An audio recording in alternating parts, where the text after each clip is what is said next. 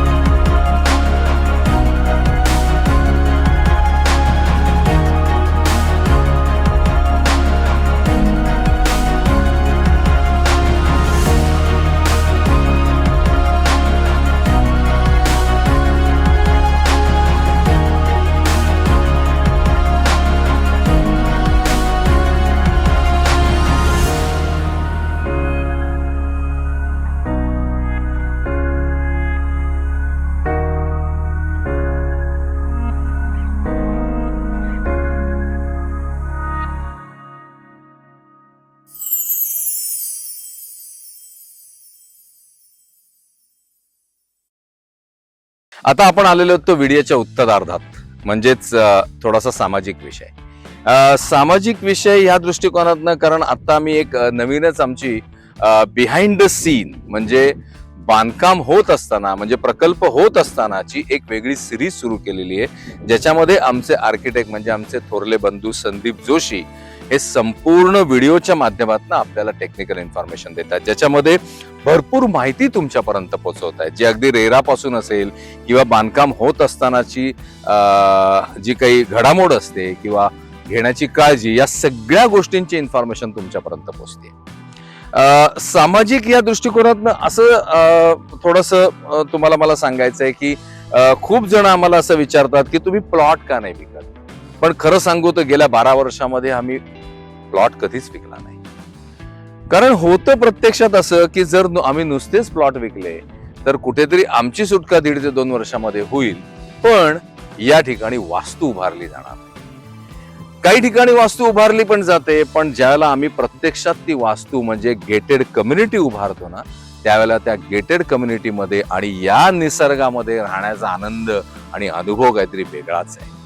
आज प्लॉट विकल्यानंतर त्या ठिकाणी जर वास्तू उभीच नाही राहिली तर कुठलंच उद्योग विश्व त्या ठिकाणी निर्माण नाही होणार.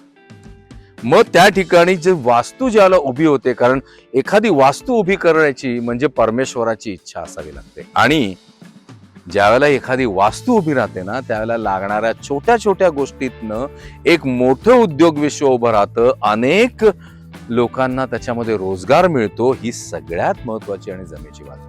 म्हणून आम्ही लोकांना सगळ्यांना सांगतो की आम्ही प्लॉट विकत नाही, आम्ही वास्तूच बांधून देतो. कारण आम्ही जे बोलतो ते करतो, कारण इथे शब्दाला किंमत आहे. धन्यवाद.